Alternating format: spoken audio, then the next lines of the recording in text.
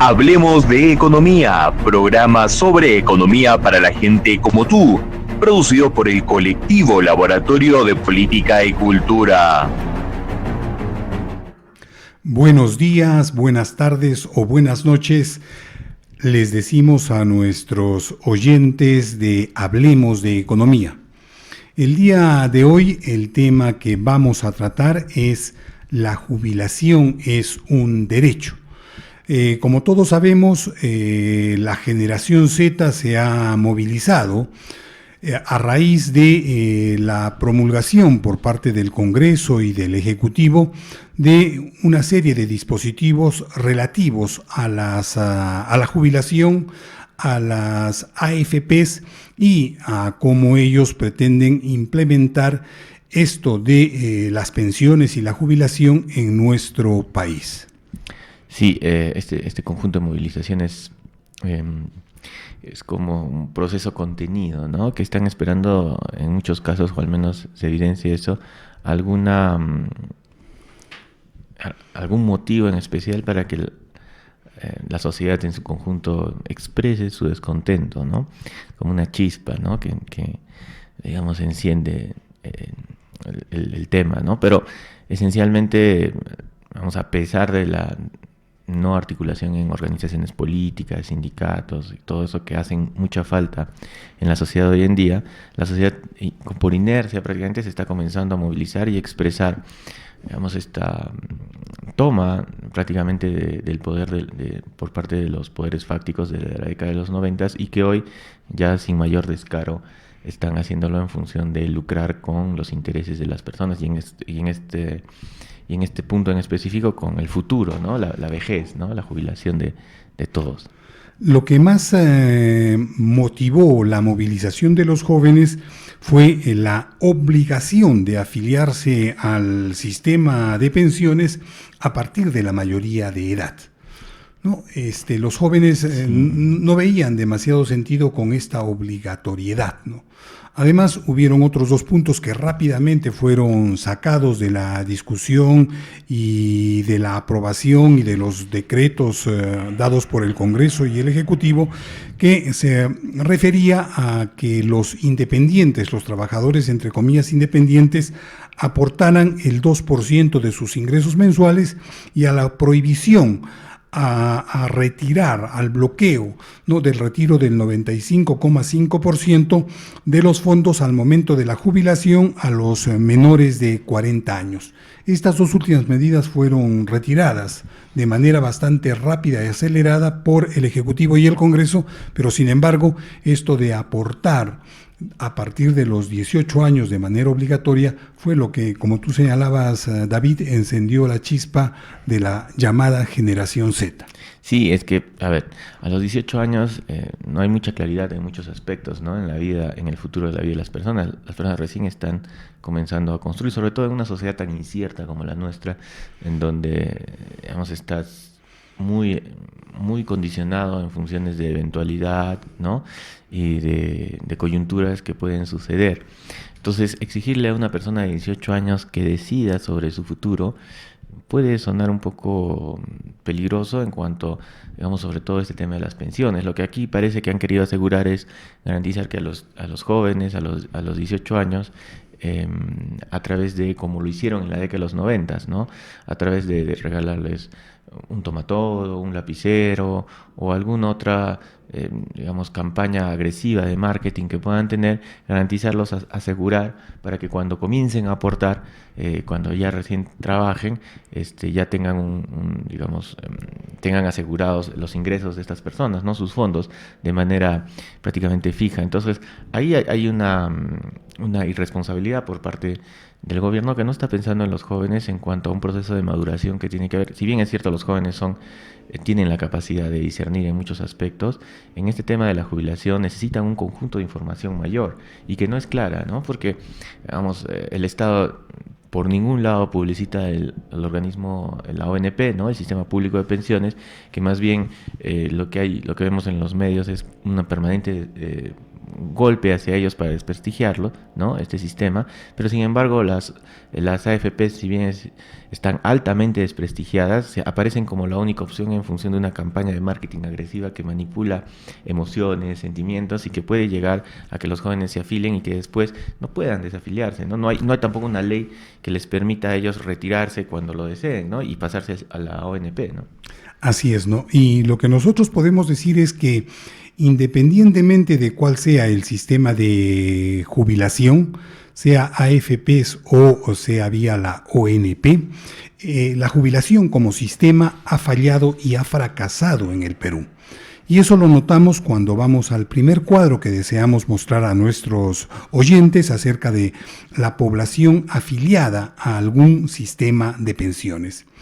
En este cuadro podemos apreciar que de la población económicamente activa, solamente el 31% de ella está afiliada a algún sistema de jubilación, llámese AFPs o llámese ONP, mientras que el 69% no está afiliada.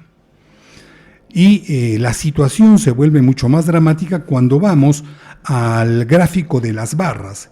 Y ahí vemos que en las zonas urbanas, en las ciudades, el porcentaje de afiliación es apenas del 37,2%, mientras que en las zonas rurales apenas la afiliación a algún sistema de jubilación de pensiones es del casi solamente el 9% de la población.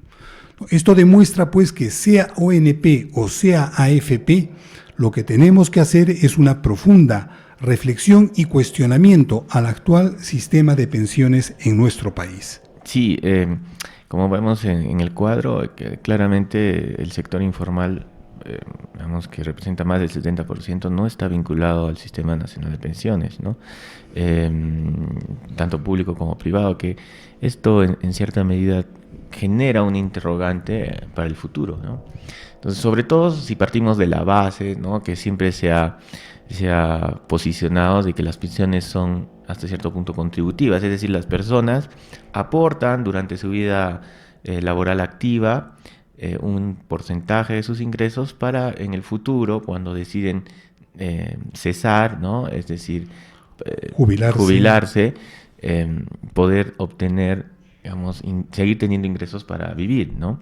El problema es que, por un lado, las condiciones objetivas de la población que vive en el día a día no permiten muchas veces asegurarnos al futuro, ¿no?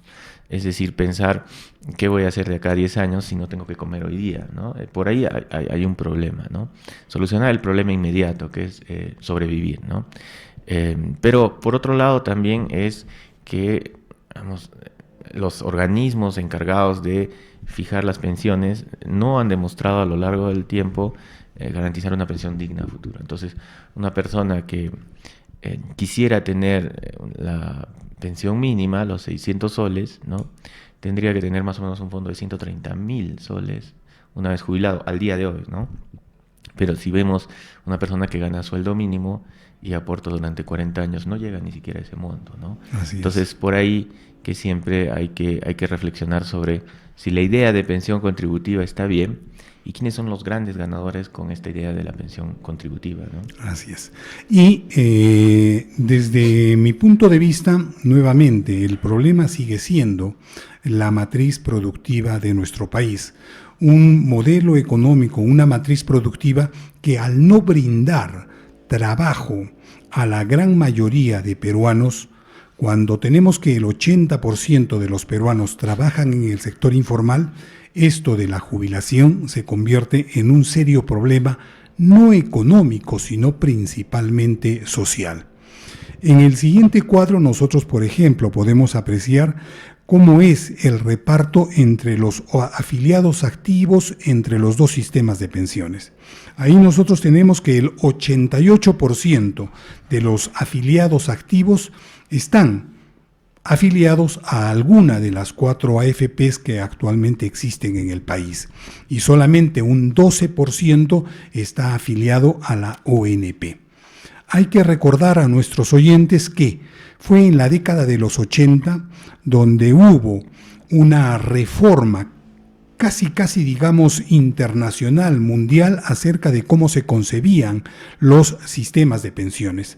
Anteriormente, el sistema de pensión existente en los países llamados occidentales, en los países llamados desarrollados, era un sistema de pensiones basado en la solidaridad intergeneracional. Los que trabajaban el día de hoy podían contribuir y contribuían para los que habían trabajado ayer, y de esta manera se desarrollaba un círculo entre las personas que trabajaban y las personas jubiladas para poder solventar las pensiones de esas personas ya jubiladas. En los 80, con el modelo neoliberal, se comienza a implementar un sistema de pensiones en donde entra el mercado, entra la ganancia y entra el aporte individual. Y eso también se comenzó a dar en el país, en nuestro Perú, pero hay que decirlo, comenzó en el Chile de Pinochet. Sí, y se implementó acá en los 90s, ¿no? Y en los 90s fue, digamos, prácticamente una copia del modelo chileno que aplicó el gobierno de Alberto Fujimori a través de, esencialmente, su ministro Carlos Bologna Berg, ¿no? Quien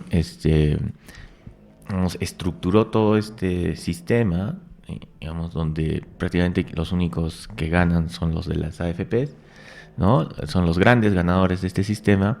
Y una vez que terminó de estructurar a partir del Estado la obligatoriedad, ¿no? Y digamos, basarse en un conjunto de medias verdades, ¿no? A la hora de decir lo que iba a suceder, terminó curiosamente renunciando a su puesto en el Estado y pasándose a ser gerente de AFP Horizonte, ¿no? Que después fue comprada por la que hoy día es AFP Profuturo, ¿no? Entonces ahí había un conflicto de intereses muy grande en cuanto a articular un negocio que posteriormente iba a beneficiar, ¿no? a los propios digamos, formuladores de esta política pública, ¿no? De esta nueva reglamentación. Y hay un conjunto de cosas, ¿no? Que los peruanos vamos a vivir hasta los 110 años, ¿no? En el Perú hay, según el INEI, el año pasado había, o la RENIEC, perdón, poco más de 8.000 peruanos mayores de 100 años, ¿no? Entonces, si la AFP está concebida para que una persona viva 110 años, obviamente esa es una mentira, ¿no? Programada para que, digamos, se queden con tu fondo y te prorrateen la mayor cantidad de tiempo posible y te prorrateen salarios que pueden decir de miseria, ¿no? Y el problema del sistema de jubilación en el Perú también se puede detectar a través de lo que es los departamentos, las regiones del país, ¿no? Y vamos a ver cómo, por ejemplo, son principalmente Lima y Callao, no la región Lima, no el departamento Lima, sino la región Lima y Callao, Ica, Arequipa y Moquegua, quienes tienen entre el 36 y casi el 50% de su población en edad de trabajar afiliada a un sistema de pensión, ¿no? Mientras que el oriente, la selva peruana, así como los países más pobres del sur andino, departamentos más pobres del sur andino, apenas se encuentran entre el 10 y el 20% de afiliación a algún sistema de pensiones. Y la mayoría de departamentos, en este caso los que están de color verde, ustedes pueden apreciarlos en color verde, registra una tasa de afiliación entre el 21 y el 30%. Aquí también vemos cómo el sistema de pensiones existente en el Perú es terriblemente discriminatorio de acuerdo a los niveles de ingreso económico.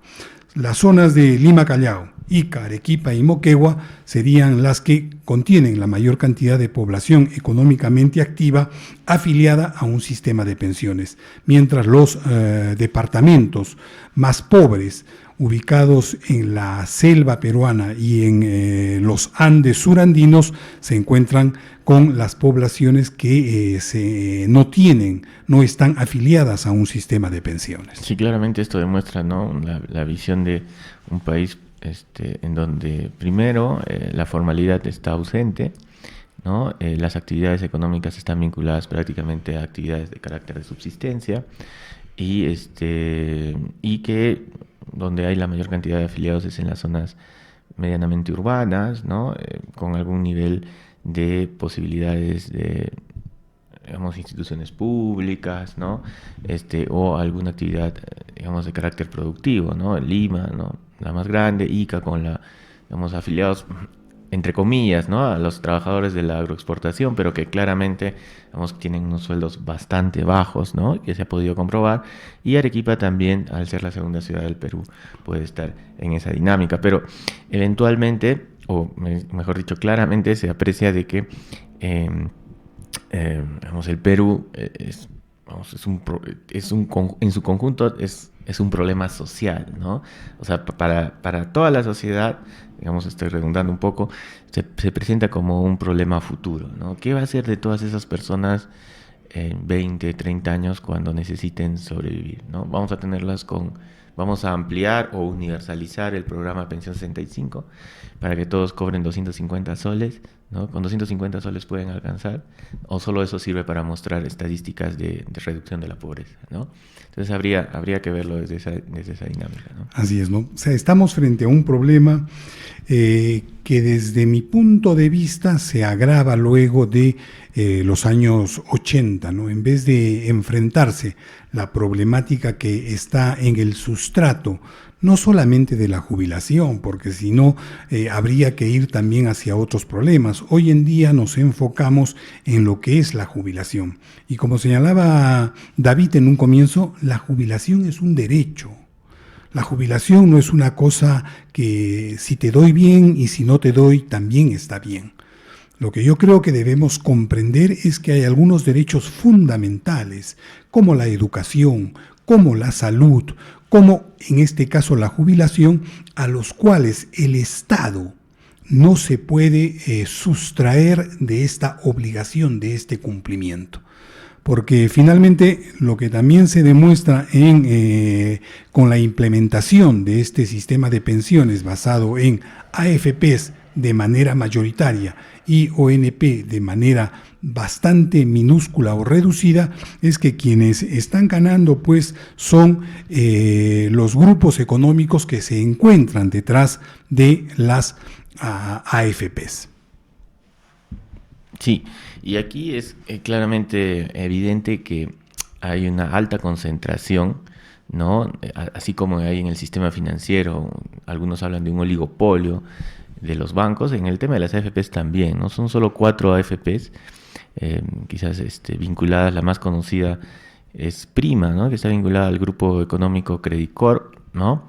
Y después está pues Profuturo con el Scotiabank, Integra, que pertenece al grupo colombiano Sura, y Habitat, que es el grupo de chilenos que es quizás la última en ingresar al país, ¿no? A lo largo del tiempo de los 90 aparecieron un conjunto de AFPs y poco a poco han ido concentrándose, digamos, tiende a eso, a la centralización del capital, este tema de las AFPs, y estas son las 4 que manejan la mayoría de los fondos de los peruanos, ¿no? Habría que preguntarnos cuál es el nivel de competitividad, ¿no? Porque si es que, digamos, el modelo económico neoliberal planteaba siempre, digamos, la dinámica de la empresa privada como el promotor de la economía en función de una economía de libre mercado en donde había competitividad, vamos, en un nivel de concentración tan grande en donde el Estado tampoco entra a competir, ¿no? Porque es una dinámica distinta, como ya lo decía, es un fondo solidario, de solidaridad intergeneracional a través del tiempo, y que prácticamente está olvidado, ¿no? por el Estado, con ningún tipo de promoción sobre los beneficios, sobre lo que se logra, y con salarios estancados a lo largo de bastantes años. Si realmente, digamos, las AFPs o están en la búsqueda de brindar un mejor servicio, obviamente parece que el incentivo es casi nulo, ¿no? Desde lo que partimos de lo que han planteado aquellos ideólogos del neoliberalismo, que, vamos, esto tenía que funcionar porque el mercado es el mejor dinamizador y asignador de los recursos, ¿no? Pero obviamente es una mentira. Lo que realmente han buscado siempre a través de esto es favorecer a pequeños grupos privados en detrimento de realmente el futuro del país, ¿no? Así es, ¿no? Y todo además de una manera bastante calcada, de manera irracional, irreflexiva. Porque como lo señalábamos, es en la década de 1980 cuando, entre comillas, la globalización neoliberal comienza y en donde la ideología manda a que el Estado se retire de la actividad económica, se retire de la provisión de los derechos que nos asisten como ciudadanos y como humanos, que se deja pues en el mercado también la problemática de las pensiones, pensando que el mercado, como señalas David, era el mejor asignador de los recursos y el mejor gestionador de estos recursos, sin pensar en la estructura social, poblacional, productiva de nuestro país. Entonces se introducen las AFPs como solución al problema de la jubilación en el país, y lo único que este sistema de pensiones, independientemente de los arreglos que yo creo serían bastante cosméticos, no aborda el problema de cómo se hace para que la jubilación en el Perú sea un derecho universal para todos los peruanos. Y quienes se comienzan a beneficiar son estas AFPs y los grupos económicos que hay detrás de ellos. No hay que olvidar que estos grupos económicos y estas AFPs ganan, negocian y hacen ganancias con los fondos de los peruanos que aportan a estas empresas. Sí, y así como, por ejemplo, podemos apreciar en el siguiente cuadro, ¿no? La ganancia de las AFPs a lo largo de los últimos 10 años han sido aproximadamente de casi 500 millones de soles, ¿no? Lo que se pregunta uno, ¿de dónde sale esa ganancia? Si a veces los afiliados, esa es la rentabilidad, ¿no? Estamos hablando de la rentabilidad, es lo que terminado el año los dueños, los accionistas se reparten entre ellos como utilidades, ¿no? Y algún porcentaje de esto también le llega a los trabajadores, ¿no? Pero esencialmente, ¿de dónde, no? Si mi fondo no creció tanto, ¿no?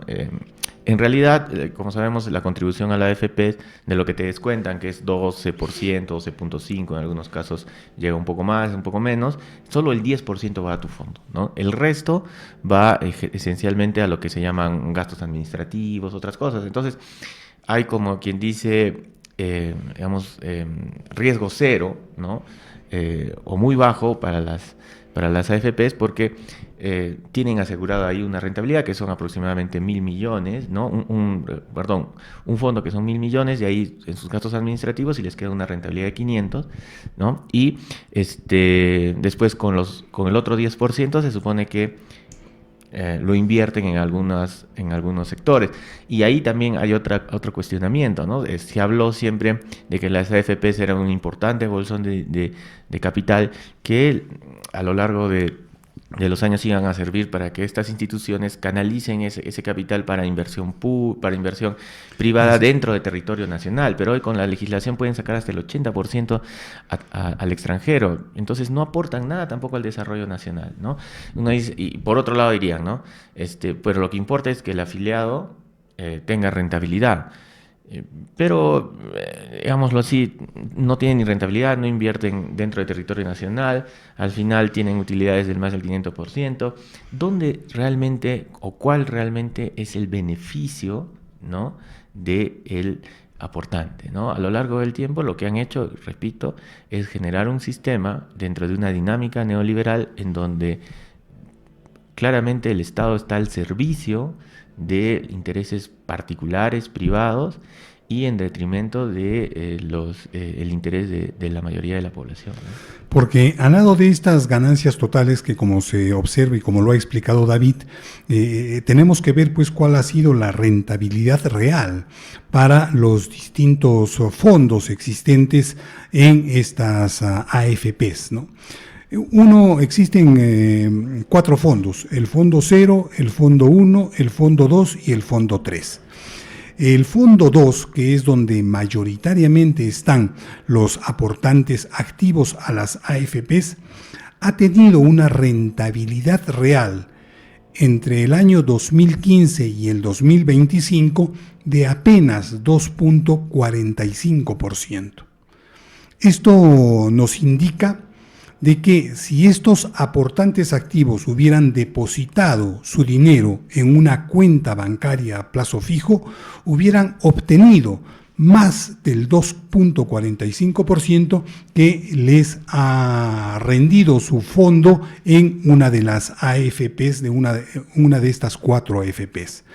En el fondo 1, que sería las personas que están a punto de jubilarse, la rentabilidad real ha sido de 1.71%, mientras que para los afiliados menores de 45 años que generalmente colocan sus aportes en el fondo 3, la rentabilidad real ha sido de 1.48%. Es decir, pues que en todos los casos y en relación a las rentabilidades reales de los fondos que manejan las AFPs, si este dinero se hubiera puesto en una cuenta de ahorro a plazo fijo, les hubiera o les estaría rindiendo mucho más que el tenerla en una AFP. En tal sentido, pues nosotros pensamos que de lo que se trata, o yo lo que pienso es de lo que se trata, no es de embellecer o modificar de manera superficial el actual sistema de pensiones en el Perú. Tenemos que ir a una profunda crítica que tiene que ir acompañada de cómo es que las pensiones son verdaderamente el producto de el trabajo mayoritario de las personas, de los ciudadanos en nuestro país. Porque con un país, con una sociedad, con una economía en donde solamente el 20% tiene un trabajo formal, en donde se puede exigir que el trabajador aporte, como también debería aportar el empresario, no es posible pues tener un sistema de pensiones cuando el 80% de la población está en el sector informal. Sí, y esta nueva legislación viene a resolver el problema de las AFPs, ¿no? Porque vamos, las AFPs están profundamente desprestigiadas, ¿no? Por eso mucha gente no desea afiliarse a estos sistemas de pensiones privados. Y el Estado presente va a decir, si tú no llegas a los 600, si la AFP que va, te busca, te persigue, ¿no? Para que te afiles, prometiéndote una pensión digna en el futuro, pero al final, cuando no llegas a tu monto, te va a decir, es tu problema, ¿no? ¿Por qué no trabajaste más? ¿Por qué no ganaste más? El Estado va a ir y va a resolver el problema, porque va a decir, bueno, ese diferencial lo pongo yo, y va a llegar a la pensión mínima de 600 soles, ¿no? Entonces, que se está planteando. Entonces, si las AFPs no resuelven el problema y al final el Estado, con los impuestos, con el dinero de todos, está resolviendo el problema, ¿por qué no entrar a una reforma profunda en donde realmente aquellos que no han podido garantizar una pensión digna a lo largo del tiempo, por situaciones estructurales, por el modelo de negocio que tienen, por las explicaciones que se puedan dar y que tienen que pasar por un profundo análisis, entonces, ¿por qué tienen que seguir metidas en esta dinámica de prácticamente asegurarse a plazo fijo el dinero de los peruanos? Entonces, ahí hay un problema. Entonces, quizás ahí ya tendríamos que comenzar a discutir sobre la posibilidad de una pensión no contributiva, ¿no? Entonces, ya romper con esa dinámica de que realmente quien va a recibir su pensión es aquel que contribuye, digamos, un aporte durante un periodo de tiempo determinado, 30, 20 o 40 años, sino hablar de que todos los peruanos, en alguna u otra manera, aportamos al desarrollo del país desde que compramos hasta un biberón, ¿no? Desde el día que nacemos, en función de un impuesto general a las ventas, ¿no? U otros impuestos, incluso el impuesto selectivo al consumo, en la gasolina, etcétera. Y a partir de ahí se debería ver la posibilidad de pensiones dignas. Porque la idea que planteó el fujimorismo tampoco es real, ¿no? Del 1% del consumo que iba a ir, digamos, a tu fondo, ¿no? Es profundamente fuera de lugar. Demagógica. Demagógica, porque primero el tema de, digamos, la presión tributaria, ¿no? Es bajísima en el Perú. Y digamos, la evasión también es alta, ¿no? O sea, en el Perú, ¿cuántas personas reciben boleta, dan boleta? Aparte también implica que las personas que más consumen tendrían una posibilidad de recibir, y ya se han sacado los cálculos que anualmente es 400 soles de bajito. Entonces hay que replantearnos y tratar de ver solo el problema de manera individual, es decir, si tú consumes, si tú aportas, tú tienes eso, sino ver el problema de carácter colectivo. Entonces el Estado como representante de todos, no solo de una clase social, de un sector pequeño, sino realmente como un representante de todos, debe velar por los derechos fundamentales que se hablaba hace algún rato, ¿no? Salud, educación, pensiones, etcétera, y a partir de eso elaborar mecanismos, como puede ser uno de estos u otros que se pueden discutir, mecanismos a través de los cuales todos, al final de nuestra vida, tengamos un salario mínimo, ¿no? Y se me olvidaba de esta parte, ¿no? Y se habla de esos 600 soles, ¿no? Pero esos 600 soles, sabemos cuánto tiempo están estancadas las pensiones de los jubilados, ¿no? Esos 600 soles en 10 años no van a alcanzar o no van a tener la capacidad de adquirir productos para, digamos, cubrir lo que hoy día es 600 soles. Entonces, de acá a 10 años, 20 años, ¿cómo se va a reajustar eso? O sea, los jubilados van a tener que estar presionando, van a tener que estar llorando en las calles, otra vez olvidados como siempre, siendo maltratados. Entonces queremos un Estado que se preocupe, que no solo parche problemas para seguir subsistiendo. Así es, ¿no? Y lo que también es bueno recordar es que el sistema de pensiones que tenemos en el Perú y que existen en muchos países a nivel mundial no es el único sistema de pensiones que ha existido. Se comenzó a implementar en la década de los 80. Anteriormente a la reforma neoliberal, a todo esto que viene con absolutizar la ideología de mercado, había un sistema de pensiones basado en la solidaridad intergeneracional y en donde el Estado tenía pues la responsabilidad de brindar este derecho a las personas que habían cumplido dentro de lo que se podría denominar el ciclo productivo y pasaban a la época de la jubilación, de la pensión. En tal sentido, yo creo, David, que ya hemos llegado al final del programa. Esperamos que esto sea un punto de reflexión para nuestros oyentes y para el público en general respecto a que la jubilación es un derecho y no es una dádiva dada por algún gobierno o por alguna empresa o por el mercado, sino que debemos pues plantear la jubilación como un derecho de todos los peruanos. Sí, solo un aporte final, ¿no? Hay que evaluar también a las personas. Te engañan diciendo vas a poder ganar, y como decía hace un momento, y cuando ya no puedes te dicen es tu problema. Pero en el sistema público de pensiones, ¿no? El sueldo mínimo me parece que está en 893 soles, o algo parecido. 1.25 sueldo soles. Mínimo, la pensión mínima, perdón. La pensión mínima, ya, ¿sí? En 893 soles. Y entonces, digamos, ¿cuántos pueden acceder en la AFP a esa pensión, ¿no? Entonces, tienen que hacer, igual los jóvenes que quizás estén escuchando esto, tienen que pensar bien, si bien ellos desean ganar más a futuro, hay que romper también con esa idea individualista de velar simplemente por el bienestar personal, sino ver el bienestar colectivo de todos, ¿no? Hay que presionar, hay que luchar por una sociedad más justa y pensiones más justas, ¿no? Garantizar que esos 890 y tantos soles de pensión mínima lleguen a una pensión digna de 1.500, 2.000 soles, y también explicarles, ¿no? Con tus ingresos, ¿cuánto vas a recibir al final de tu vida con los AFP? Ni siquiera vas a llegar a eso. Entonces, la pregunta ahí sí cae de madura. ¿Me conviene ir a un organismo privado de pensiones o de repente me conviene reforzar el sistema público de pensiones y a partir de ahí y a partir de representantes nacionales bien elegidos en el Congreso o en el sector ejecutivo podemos presionar o garantizar una reforma para que estas pensiones se eleven, ¿no? Bueno, estimados oyentes, con esto llegamos a la finalización del programa de hoy y los esperamos dentro de 2 jueves, de acá a 15 días. Hablemos de Economía, programa sobre economía para la gente como tú, producido por el colectivo Laboratorio de Política y Cultura.